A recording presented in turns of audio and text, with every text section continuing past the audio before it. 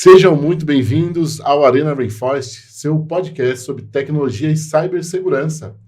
Nós reunimos aqui profissionais para a área para falar sobre um assunto tão importante que tem criado tanta necessidade no mercado hoje em dia. Eu me chamo Bruno Baldo, eu estou à frente do marketing aqui na Rainforest e eu tenho a missão difícil hoje de ser o host, substituir o Amir aqui nessa gravação, e eu prometo que eu vou fazer o meu melhor para vocês que estão nos assistindo e nos ouvindo.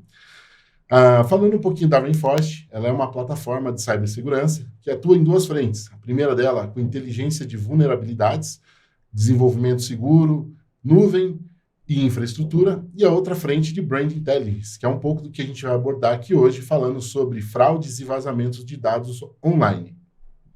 E nessa edição, eu recebo não uma, mas duas pessoas para a nossa conversa sobre ameaça de marcas.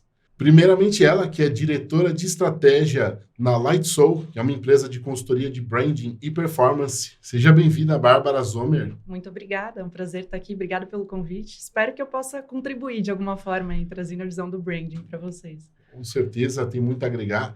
E ao lado da Bárbara, nós temos ele, que é líder de engenharia de segurança em uma fintech. E essa fintech é uma das maiores provedoras de tecnologia para meios de pagamento na América Latina. Seja muito bem-vindo, César Lauria. É isso, Lauria? Lauria, isso. Muito obrigado pelo convite, é um prazer estar aqui hoje. Também espero contribuir bastante e a gente conseguir dar bastante clareza para as pessoas quando se relaciona à marca e o que a gente consegue fazer de monitoramento. Maravilha. Só que antes de a gente entrar na nossa conversa central aqui, falar um pouquinho como que o mundo de branding, o mundo de threat intelligence, ameaça de marca se interlaçam, a gente tem por costume conhecer um pouquinho melhor nossos convidados, né? Quem são, de onde vieram, para onde vamos. E eu queria começar com você, Bárbara. Quem que é a Bárbara? Como que surgiu esse amor pelo branding e tornou isso uma profissão? Claro. Bom, eu me formei em administração de empresas pela GV. Depois eu fiz uma especialização em marketing na Universidade da Califórnia. Trabalhei com a Havaianas no início da expansão global da Havaianas no mundo, então lá, ainda na Califórnia. Depois eu voltei, trabalhei na Procter & Gamble, na área de beauty. Mas foi na Procter que eu entendi que o que eu gostava de trabalhar, na verdade, não era a execução da marca, era a estratégia de marca. Eu queria fazer parte do time que concebia a estratégia das marcas. Então, eu decidi sair da área de marketing para ir para a área do branding, que de fato, é um passo antes do marketing. A gente vai entrar nesse tema já já. Eu fui trabalhar na maior empresa de branding do mundo, uma das maiores consultorias chamada Future Brand. E aí, tive a oportunidade de trabalhar com empresas de todos os segmentos, todas as áreas de atuação. Foi, assim, uma escola para mim. E eu saio da Future Brand em 2019 para abrir a Lightsoul, com o intuito de levar esse branding de alto nível para as PMEs, né? Que eu acho que as pequenas e médias empresas são as empresas que mais precisam do branding para alavancar o negócio. E, na época, não existiam muitas opções para elas, né? Parece algo caro, né?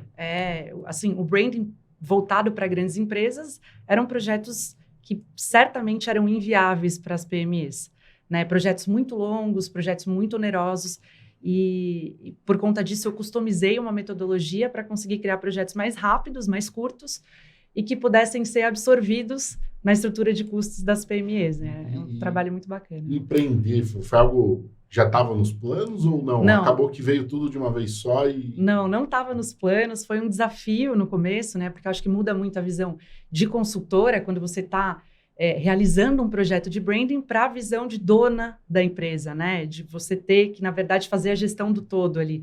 Prospectar, garantir que a operação esteja sendo tocada com a maior qualidade possível. Então, foi um grande desafio.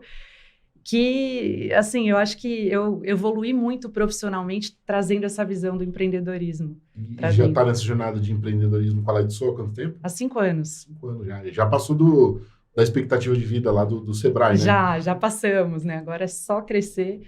E a gente tem pego projetos muito bacanas, clientes cada vez maiores. Então, tem sido muito satisfatório essa jornada. Muito bacana. César, e você, que é um cara que vem da área de tecnologia puramente, quem que é o César? Como que foi entrar no mundo da cibersegurança? Eu entrei, na verdade, em segurança da informação, caí de paraquedas, assim. Eu saí da escola e gostava bastante de tecnologia, mas ainda não sabia ao certo com o que eu queria trabalhar. Na época, eu já estou na área tem 10 anos. E eu trabalhava com infraestrutura e suporte E aí um amigo do meu irmão, que já era da área, a gente conversando, pô, me interessei ali pela segurança, mas ainda era algo novo, era uma área ainda basicamente em surgimento, ali em crescimento. E algumas semanas depois ele me fez um convite para estagiar junto na consultoria onde ele atuava. E aí desde 2014 eu atuo com segurança da informação, pô, e foi meio que amor à primeira vista, assim, num todo de o que você consegue fazer com segurança, assim, qual que é o nível do desafio, como que uma marca ela consegue surgir ou como uma marca ela consegue ser destruída por conta de um ataque, por conta de uma maturidade de segurança baixa. Então, isso me interessou bastante.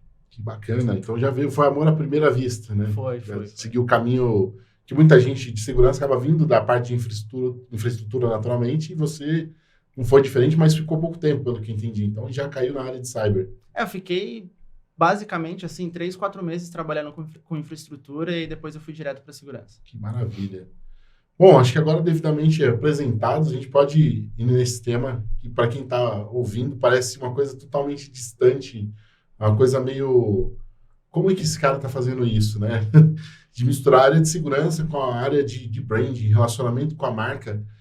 Mas acho que quem está aqui vai entender ao longo do caminho o quanto que tem sinergia essas áreas aqui, né? Eu vejo pelo tempo que eu estou na Rainforest, sou um profissional de comunicação, de marketing também, e eu vejo o quanto tem a agregar, tanto o profissional de marketing, que muitas vezes sai fazendo e não está preocupado, quanto o profissional de segurança, que ele precisa se comunicar, né? Pô, reportar um incidente, se comunicar com outras pessoas que não são de segurança, falando sobre segurança sem ser técnico, né? E eu vou deixar uma pergunta aqui de começo, vai. Bárbara, você já tinha alguma vez antes pensado sobre segurança da informação no seu dia a dia, lidando com marca? Sim, sem dúvida. Nós, como consultoria de branding, nós lidamos com uma série de dados sensíveis e sigilosos dos nossos clientes, né? Então, eu sempre falo para os nossos clientes que eles precisam enxergar a Lightsoul como uma extensão do time deles mesmo. Por isso, no início do projeto, eles precisam compartilhar dados que são muito estratégicos para o negócio, como, por exemplo, dados de faturamento, o plano estratégico do negócio, o plano de marketing e tantos outros. E a gente precisa ter muita responsabilidade ao assumir esse tipo de dados dentro da nossa empresa, né? Para que isso não vaze também. São dados sensíveis que não podem cair na mão dos concorrentes deles. Então, a gente tem, sim, uma série de protocolos que nós seguimos, oferecemos treinamentos para o nosso time para garantir que isso seja gerido da forma mais segura possível dentro da Lightsoul. E quando a gente lida com empresas maiores, com um nível de maturidade maior, essas empresas, elas requerem da Lightsoul um certo nível de segurança em gestão de dados, né? Elas oferecem treinamentos e uma série de recursos para que a gente atenda aos critérios de segurança, como grandes bancos, para os quais a gente também já realizou projetos. Então, sim, isso é um tema que faz parte da nossa gestão aí, do nosso dia a dia dentro do branding. Eu confesso que eu fiquei até um pouco surpreso quando eu vi você falando disso daí. Eu fico até feliz, dá um quentinho no coração, né? César, como profissional de cyber aqui, provavelmente também deve ter, poxa, que legal, não estamos presos a uma bolha. E você, César, uma vez, né, você lida com ameaças frequentemente, mesmo que de forma indireta, você já parou para pensar nessa questão de reputação de uma marca, por onde você passou e por onde você atua? Claro, assim, por falar em bolha, é até engraçado como você conecta, né, uma pessoa de segurança com uma pessoa de marketing. Às vezes você pega uma pessoa que é muito técnica e as duas não conseguem conversar, cara. Isso é muito engraçado, porque hoje o mercado procura perfis de pessoas que tenham a soft skill de conseguir comunicar, né, com o time de negócios, enfim.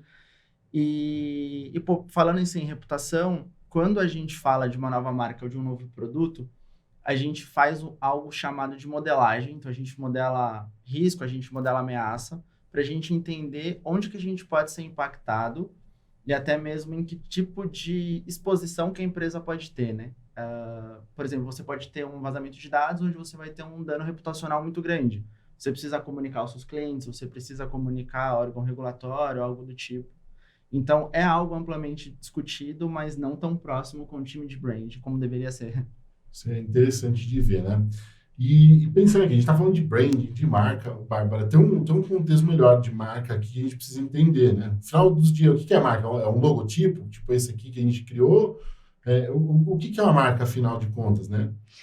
Olha, existem várias definições para explicar marca, várias muito técnicas, mas eu acho que a melhor frase que explica o que é marca hoje é uma frase do Jeff Bezos, super simples. Ele fala assim, marca é o que dizem sobre você quando você sai da sala.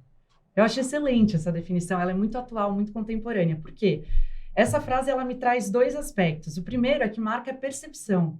Marca é aquilo que as pessoas pensam. Então, marca não é um logo, marca não é um produto, ela não é uma campanha, né? Ela é muito além disso. Por isso que eu sempre falo que a marca está muito ligada à estratégia de negócios. A outra coisa que essa frase do Jeff Bezos nos fala é que, na verdade, a marca, ela não está no controle da empresa. Se é o que dizem sobre você quando você sai da sala, isso significa que as pessoas hoje estão no controle do que é a marca, de qual é a reputação da marca. A marca não é da empresa. Não é da empresa mais. Foi esse o tempo que a empresa comunicava o que ela queria e o consumidor apenas ouvia e absorvia aquela comunicação. Hoje em dia, o consumidor ele faz parte dessa construção da reputação da marca.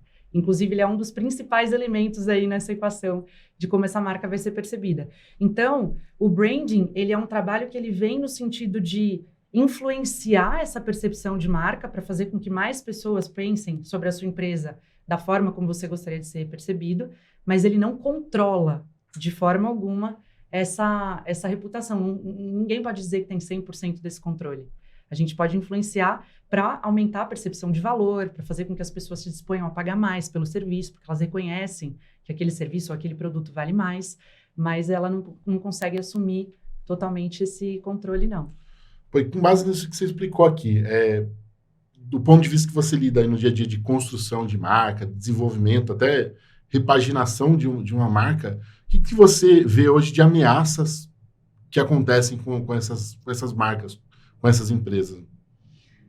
Como eu falei, né, a marca não está mais no controle da empresa, e sim das pessoas, então a empresa precisa ter muita responsabilidade no sentido de garantir com que a promessa da marca seja cumprida.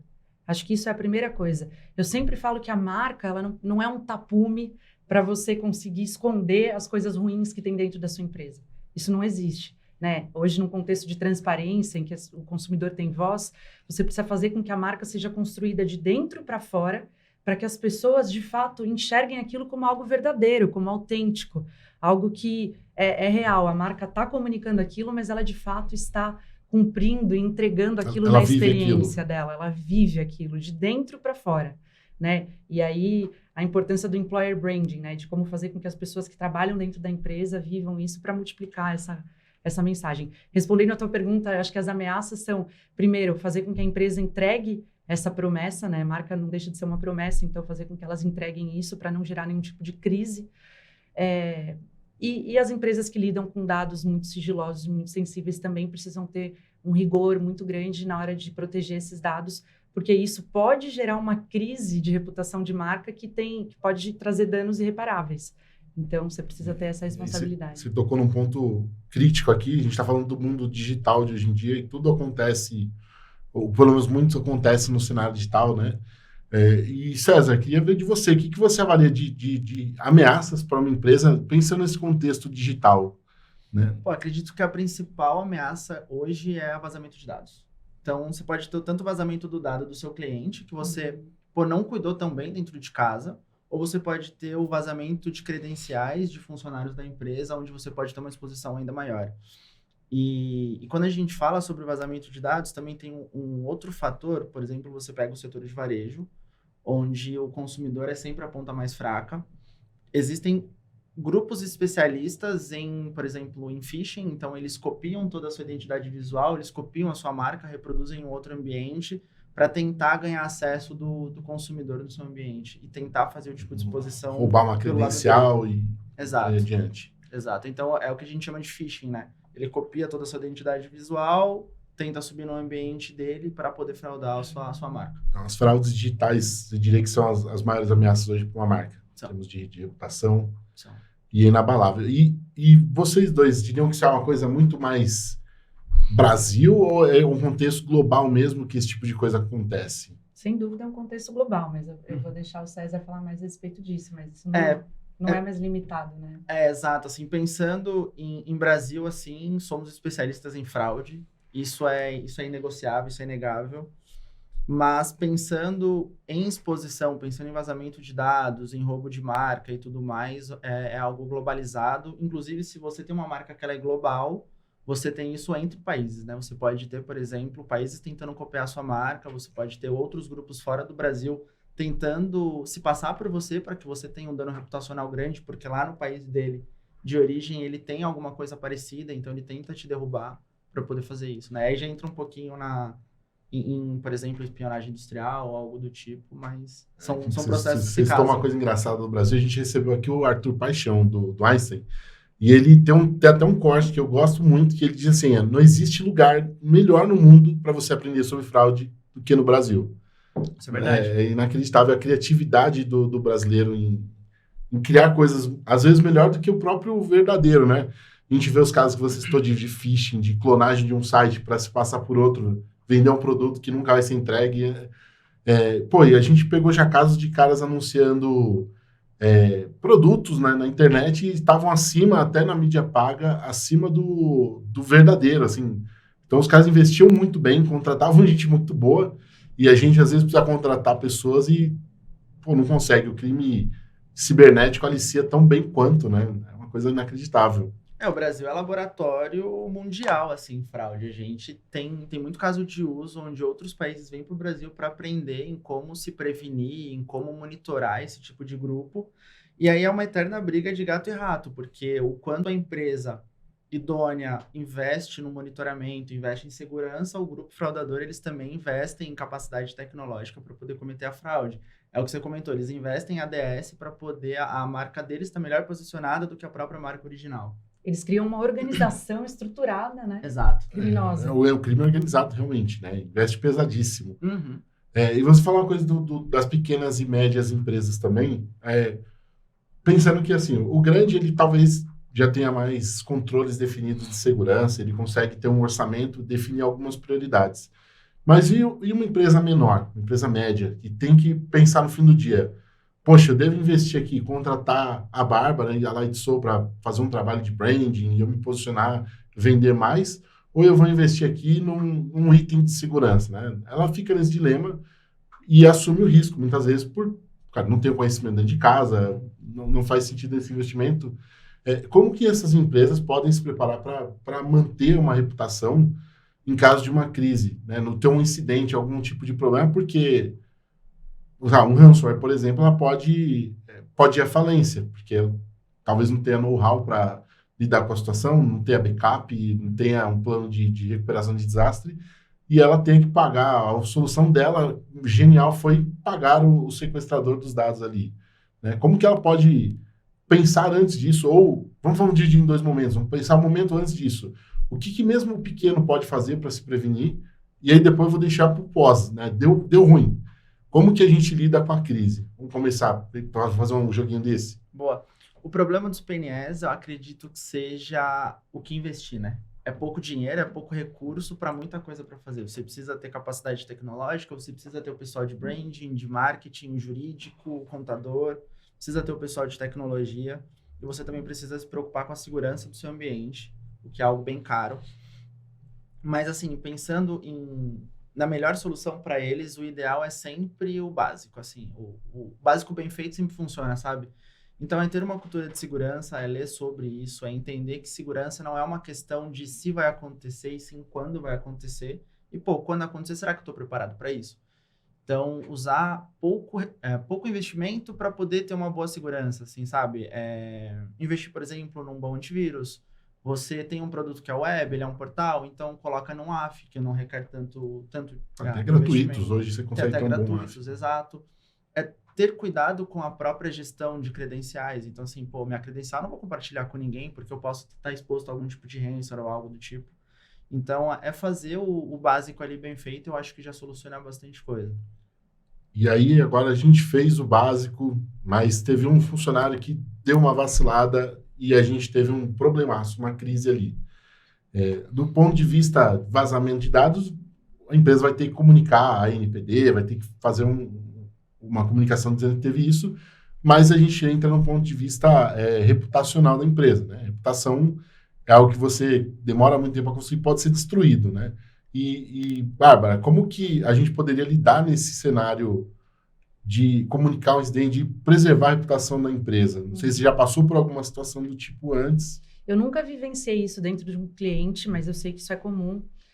Eu acho que a primeira coisa que a empresa tem que assumir é uma postura muito transparente, notificar as pessoas que tiveram esses dados fraudados ou, enfim, que perderam esses dados, né, tiveram os dados vazados. Acho que a primeira coisa é notificá-las e agir com muita transparência até para que elas possam se precaver. Então, de repente, mudando senhas, enfim, depende do tipo de dado que foi vazado.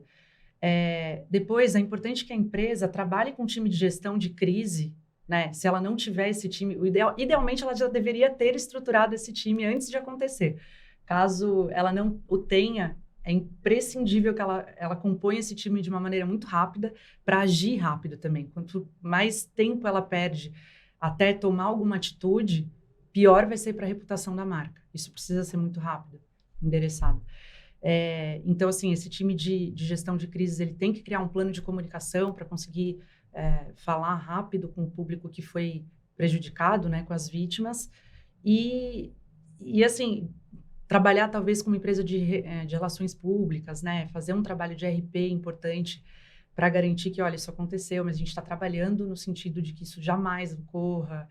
A nossa empresa, ela tem uma série de protocolos rígidos para que isso não aconteça. Infelizmente aconteceu, é o que a gente falou, né, da criatividade do brasileiro. Parece que a organização criminosa está sempre um passo à frente, mas o importante é a empresa mostrar que ela está caminhando no sentido de se tornar cada vez mais segura e mais responsável com relação a esses dados. Excelente. E você acha que uma empresa consegue, hoje em dia, com tanta exposição, né, tantos julgadores, né, o comitê da internet que julga todo mundo e é capaz de destruir uma empresa mesmo sem nada acontecer, você acha que uma empresa hoje em dia, ao mesmo tempo que ela tem o ônus de ter tanta gente falando pela internet mal, ela pode ter pessoas que vão ser promotoras ali, ela consegue recuperar essa reputação? Consegue. Acho que depende muito da situação, mas eu digo que quanto mais forte a marca mais resiliente ela é também em momentos de crise. Então, ela já vai ter uma legião de fãs ali, como você mesmo comentou, que vão estar promovendo a marca, vão estar advogando a favor da marca. Isso é muito importante. E a própria reputação que ela construiu ao longo de tantos anos vai mostrar que, sim, aquela empresa, ela é uma empresa idônea, ela é uma empresa íntegra e que ela está trabalhando no sentido de que aquilo jamais aconteça novamente. Então, é importantíssimo você ter um trabalho de marca, um trabalho de gestão da reputação para fazer com que cada vez mais pessoas acreditem e confiem no seu produto, no seu serviço e na sua empresa. Maravilha. E isso leva a outro ponto. A gente falou aqui do vazamento de dados, quando a gente encontra, mas normalmente a gente só acaba sabendo porque alguém encontrou, talvez, antes de nós, né? Pelo menos já trabalhei em outras empresas de varejo e o pessoal do nada encontrava alguns sites que eram iguais ao nosso e não era da nossa empresa. Isso tem muito a ver, acho que com a tua atuação hoje em dia, né, o César, com a parte de threat intelligence, com a parte de inteligência de ameaças em geral. E para quem está vendo aqui, que veio a galera de branding, de marketing, queria que você contasse para a gente um pouco o que é threat intelligence, né? O que vivencia no dia a dia essa área. Bom, basicamente a área de threat intelligence é a área que monitora e analisa fontes de ameaça cibernética ao negócio. Então, é a área que ela vai entender qual que é o contexto de risco inerente ao negócio. Então, por exemplo, o que é um risco para mim, que sou do setor de fintechs ali, setor bancário, financeiro e tal, não é a mesma coisa para ela, não é a mesma coisa, por exemplo, para o Arthur Paixão ali com relação a hospitais. Então, é você conseguir segmentar o tipo de ator malicioso que você monitora. Então, quais são os grupos que são os meus maiores ofensores, quem são meus oponentes, qual que é o risco que eu estou exposto, qual que é o tipo de dado que eu trato, o que a legislação pede com relação a monitoramento de dados. Então, é um conjunto de coisas para você identificar, por exemplo, credenciais vazadas do meu ambiente, credenciais vazadas dos meus clientes, vazamento de dados do meu ambiente, o que estão falando sobre o meu ambiente, se, por exemplo, saiu uma vulnerabilidade nova e essa vulnerabilidade ela é presente no setor financeiro. Se os grupos ofensores ali, os principais, estão orquestrando algum tipo de ataque em massa às instituições. Então, o processo de threat intelligence é monitorar o o submundo ali, a galera mais underground, então é monitoramento de Deep e Dark Web para a gente poder identificar esse tipo de comportamento. Pô, legal que você trouxe duas palavras aqui que a gente ouve bastante e parece só uma coisa do Mr. Robot, né, de Deep Dark Web. Qual que seria a diferença entre um e outro, né, o Deep e a Dark Web? Eu já ouvi falar que Deep Web todo mundo já acessa normalmente. Sei lá, uma área do seu banco que você logou seria Deep Web. Ou isso é equivocado? O que seria a Deep e a Dark Web? Pra gente Tá certo. dar um contexto. Eu acho vou separar em 3 camadas, né, na verdade. Então, a Surface é onde todo mundo navega ali, onde está o Google, tudo que é indexável, tudo é que isso? é indexável, exato. A Deep Web são coisas que não são indexáveis. Então, por exemplo, grupos de Telegram, WhatsApp, a sua própria área logada do banco. Esse tipo de informação que não é indexado, mas ela está disponível para você acessar de forma na Surface, de forma pública. E a Dark Web é o que você não consegue acessar de uma forma tão simples. Então, você, por exemplo, precisa estar na rede Onion, não existe um motor de busca lá dentro, sabe? Você precisa ir navegando e desbravando aquele mundo, é um mato alto.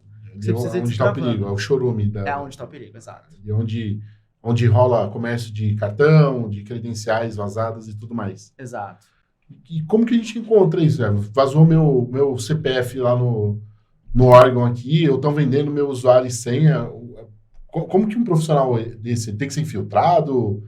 É coisa de ninja? A gente fica curioso por entender como é que isso acontece. Basicamente, a infiltração nos grupos. Então, a área de Threat Intelligence, ela funciona muito próxima, assim, por exemplo, de uma polícia. É literalmente infiltração lá dentro, se passando por eles, e aí você vai conhecendo como funciona esse mundo, e aí você conhece quem são os seus principais atores maliciosos, quem são os grupos que mais atacam o seu ambiente, onde essas informações estão, quais são os principais fóruns, os principais grupos de Telegram, de WhatsApp, de ICQ, enfim, onde que esses grupos estão, né? Mas pro consumidor final, para a pessoa assim, que não é da área, você consegue fazer esse tipo de monitoramento também de uma forma bem simples. Existem serviços, por exemplo, o Serasa, ele te oferece informação, é um serviço pago, mas você consegue monitorar por ali se o seu CPF ele foi vazado em algum momento, o seu e-mail, alguma senha. Acho que todo mundo deve ter te dado um dado vazado, né? Todo mundo já tem grande maioria de seus dados vazados, não é só algum dado. Consegue fazer um bom perfilamento da pessoa com relação ao que já tem hoje. Inacreditável. E aí é difícil, né? Como que a gente proteger a reputação nesses casos aqui? É um desafio ainda maior para profissionais de branding e profissionais de threat, de segurança em geral, né? E pensando aqui, como é que as empresas podem equilibrar os esforços para a criação de uma marca com a proteção de fraude e vazamento de dados, né? Falou um pouquinho de cultura da empresa, de maturidade, e a gente falando de marca, acho que tem muita gente confundindo aqui, pensando do INPI. Pô, coloquei no INPI, tá seguro, não tá seguro, mas só isso acho que não basta, né? Não, sem dúvida não. Acho que a primeira coisa que a empresa tem que fazer é garantir o registro de qualquer propriedade intelectual que seja dela, que seja algo valioso para a empresa e, por exemplo, uma metodologia, o próprio logo, o nome da marca, coisas básicas, mas isso, infelizmente, não garante a proteção total, né? O César está aqui para falar muito bem disso. Então, eu acho que sim, a empresa precisa equilibrar os investimentos, tanto em branding, que seria a gestão da reputação da marca, quanto nessa área de cybersecurity, para garantir com que a gente não precise chegar nesse momento de gestão de crise, né? Então, desde o início, a empresa precisa se preocupar com esses 2 pilares aí. Entender que o digital não é terra sem lei também, né? Tem como monitorar tudo. E César, você falou bastante sobre a gente monitorar e encontrar esses itens. Como que a gente faz uma remoção disso? Por exemplo, eu encontrei lá uma credencial. Eu alerto o meu cliente e falo, olha, muda a tua senha porque eu encontrei, ou não, eu tenho que fazer remoção de algum lugar de fato. Eu sei que para sites a gente realiza o takedown e a gente acaba removendo esse conteúdo da web. Mas e no caso de uma credencial? Como que é feito? Troca a senha e segue a vida? Basicamente é isso, porque quando vaza em algum tipo de fórum ou em algum grupo, não existe um dono, né, daquele caso, assim. Já ficou público. Já ficou público, exato. Agora, quando você tem uma exposição de algo seu em algum provedor, por exemplo, existe um phishing, que alguém criou e subiu isso em algum site de hospedagem para se passar pela sua marca. Aí você consegue realmente solicitar o takedown, você identifica pelo seu monitoramento de marca. Então, você solicita o takedown ali junto com o seu time jurídico para que o próprio provedor derrube aquele conteúdo. E pode acontecer também com o próprio monitoramento do INPI, assim, ter uma empresa que é íntegra, que ela não está tentando cometer nenhum tipo de fraude com relação à sua marca, mas às vezes você registrou uma marca que seja um nome comum para algum tipo de produto e a outra marca criou um produto com aquele nome.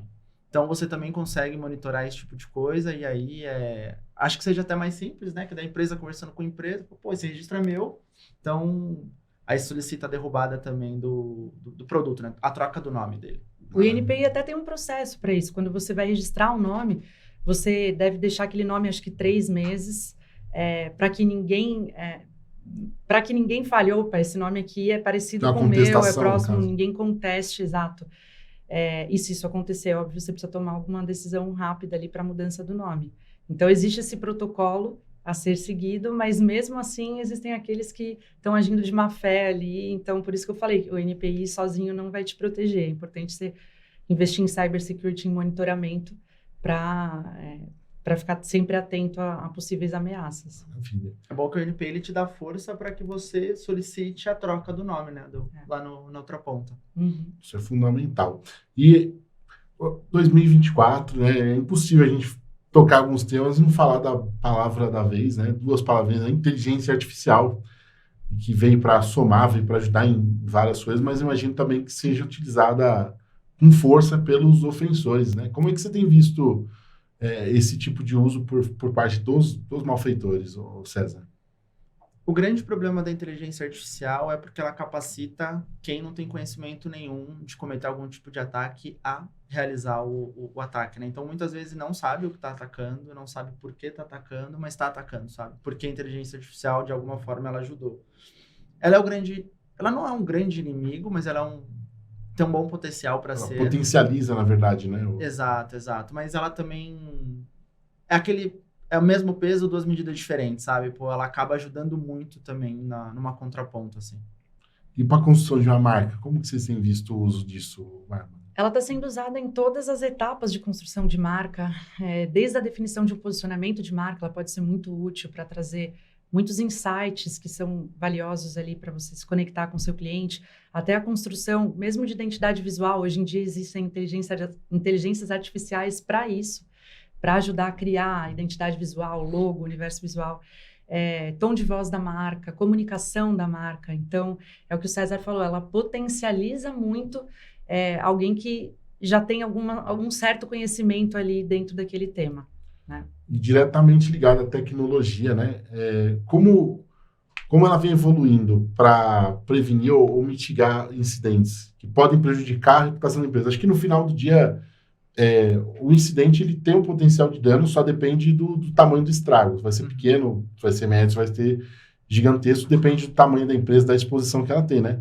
Hoje a tecnologia, ela evolui, assim como o uso da inteligência artificial, mas a Bárbara citou bem que parece que às vezes os ofensores estão um passo à frente da gente, não importa o que a gente faça ou quanto a gente invista, vale a criatividade hoje na área de cyber, também para a parte de defesa?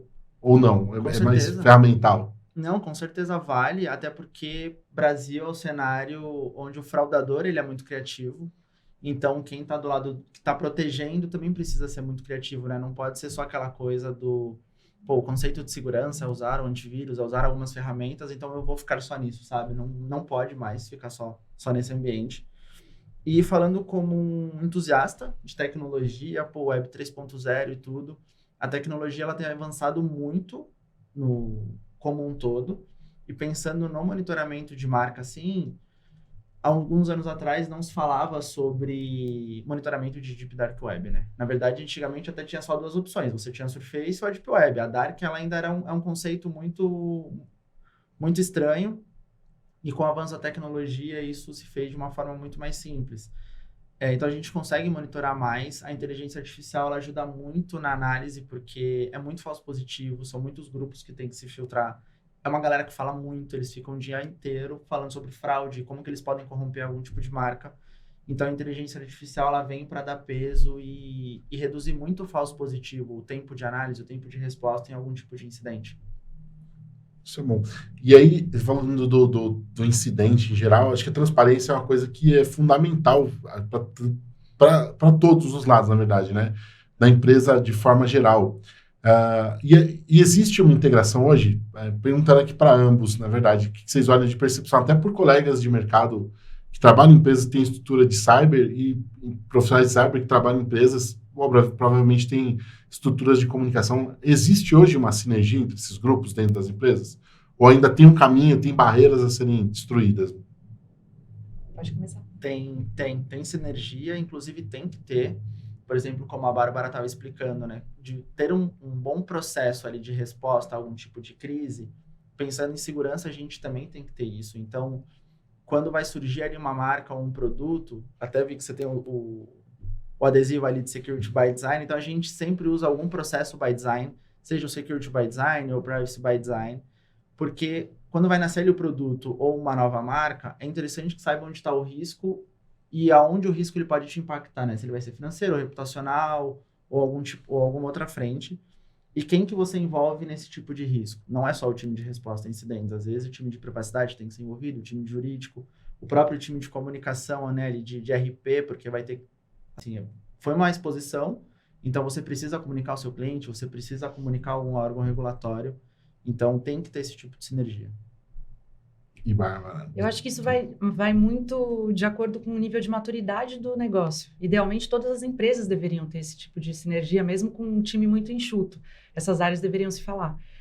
Mas à medida que a empresa vai ganhando em termos de maturidade, isso vai se estabelecendo, né? Processos vão sendo criados para integrar essas áreas e fazerem com que elas se comuniquem de uma forma muito rápida.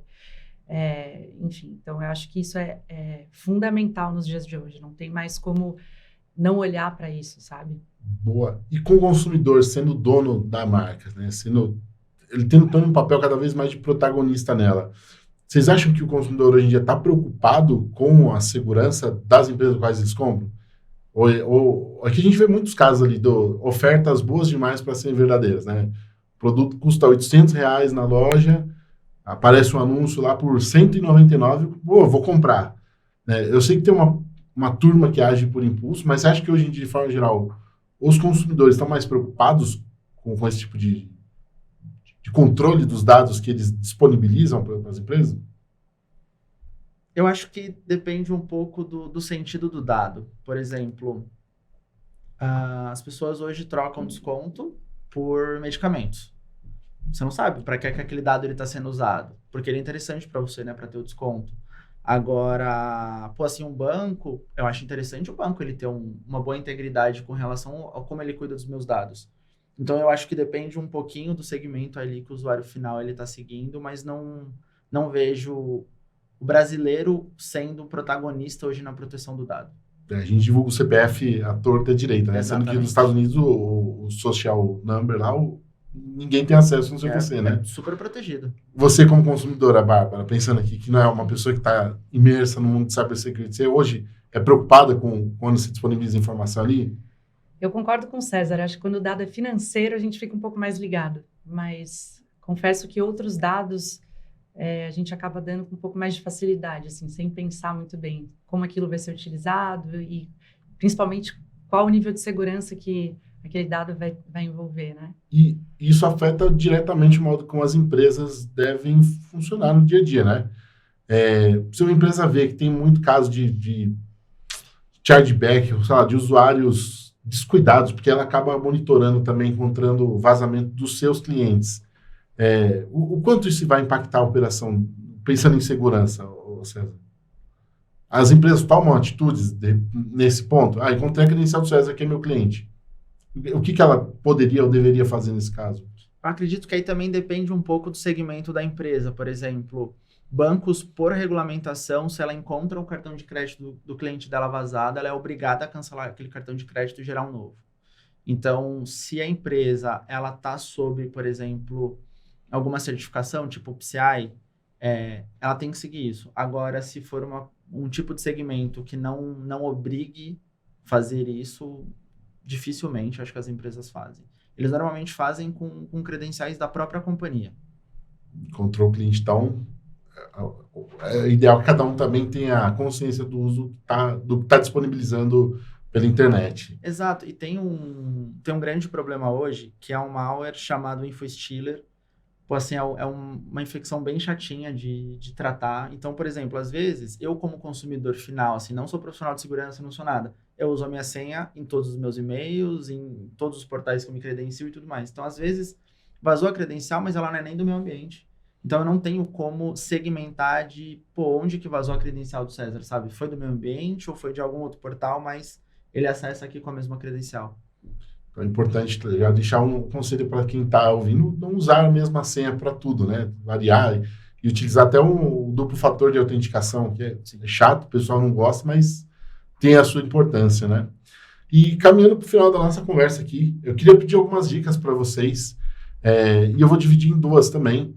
A primeira, eu vou deixar para o César aqui, o que uma pessoa precisa ter, e se você puder falar olhando para a câmera ali, ela precisa desenvolver para ser um bom profissional de Threat Intelligence, né? Qual que é o caminho que ela pode trilhar para iniciar? Porque eu vejo que é uma área bem interessante.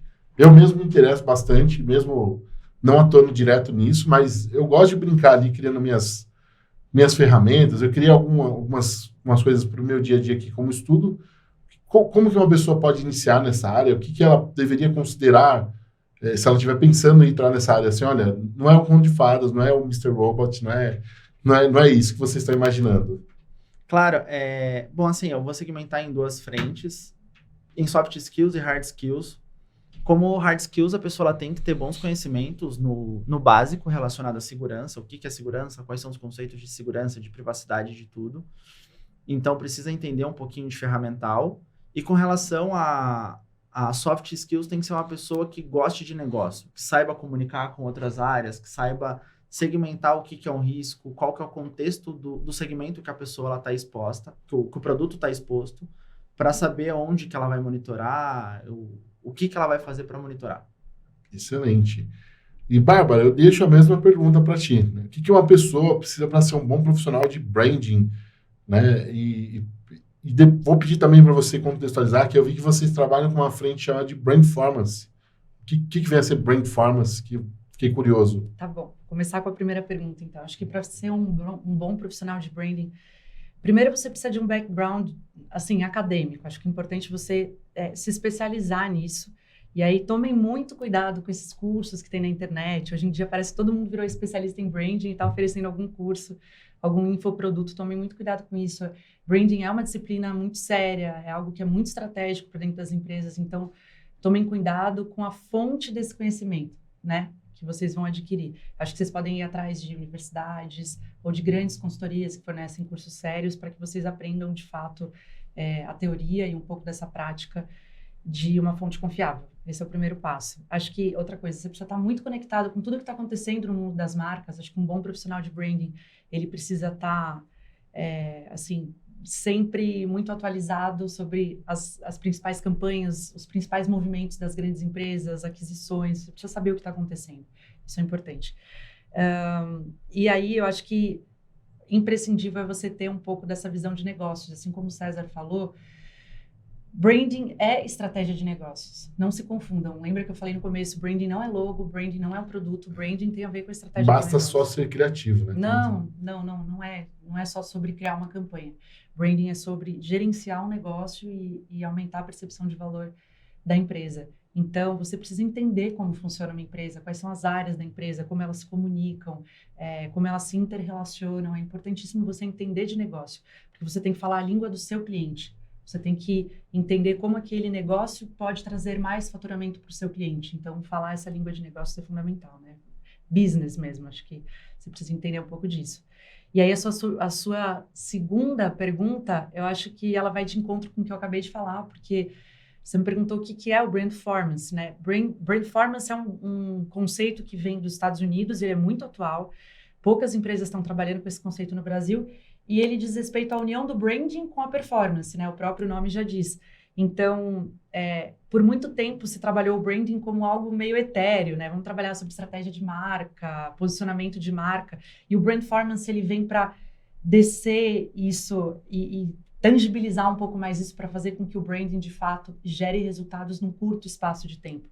Então, é importante você unir essas duas visões sobre, sim, posicionar estrategicamente a sua marca, mas fazer com que ela gere retorno no tempo mais acelerado possível, trazendo performance e resultados. É growth na veia, então. Growth na veia. Brandformance é growth. Maravilha. E por último aqui, pensando um pouquinho, deixar um checklist para quem nos ouve aqui, que está pensando agora, conseguir o primeiro orçamento para inserir um pouco mais de segurança na empresa, um pouquinho mais de investimento para o branding.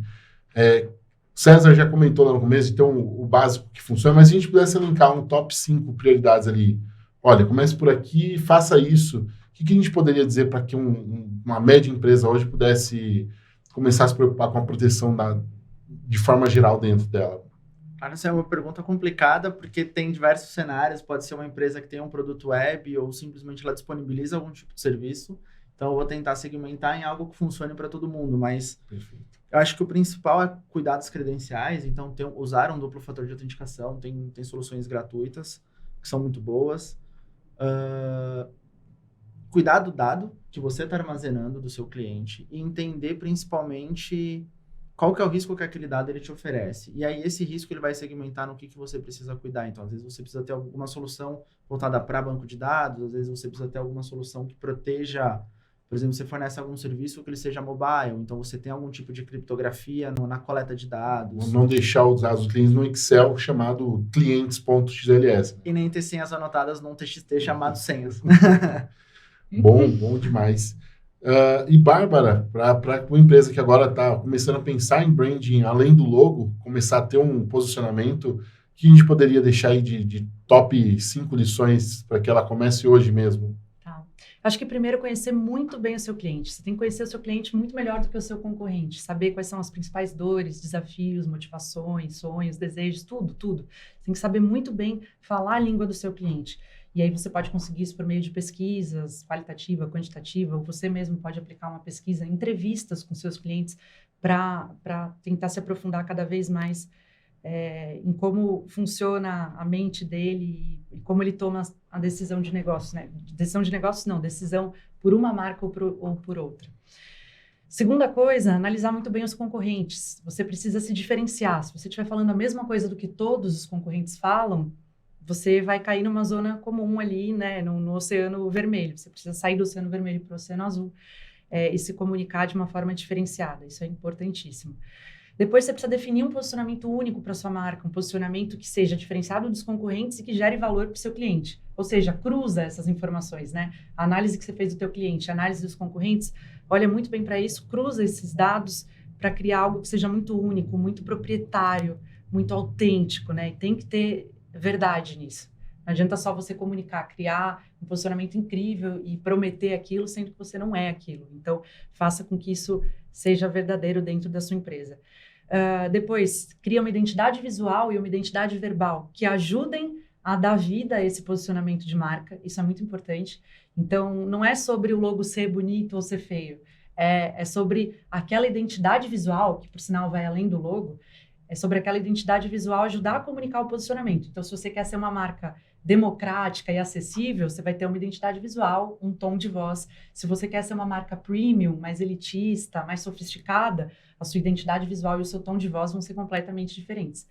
E aí, não sei se eu já cheguei nos 5 pontos, mas o último seria pensar em performance. Você precisa adotar estratégias de growth hacking para dentro do seu negócio para garantir que você cresça da maneira mais segura, né, e assertiva e eficiente possível, gastando menos o mínimo possível para o seu negócio. Então, growth é sobre isso, é sobre eficiência. Maravilha. E para quem ficou com dúvida depois, tem um link na descrição que, não sei se vocês sabem, mas a gente tem uma IA que todo episódio nosso da Arena é transcrito e ele é listado ali. Então, as pessoas podem consultar. Poxa, o que eu posso saber mais de Threat Intelligence? E ele vai mencionar ali que o César falou e vai correlacionar aí com as dicas que a gente está dando. Né? Legal. Bárbara, César, falei o nome de um olhando para o outro, maravilha, né? Mas eu queria agradecer muito a presença de vocês aqui, por compartilhar tanto conteúdo, acho que é muito relevante, importante ter conversas de áreas distintas e no final a segurança ela é responsabilidade de todos, assim como a marca acaba sendo não tem um único dono, né? Muito obrigado pela presença de vocês.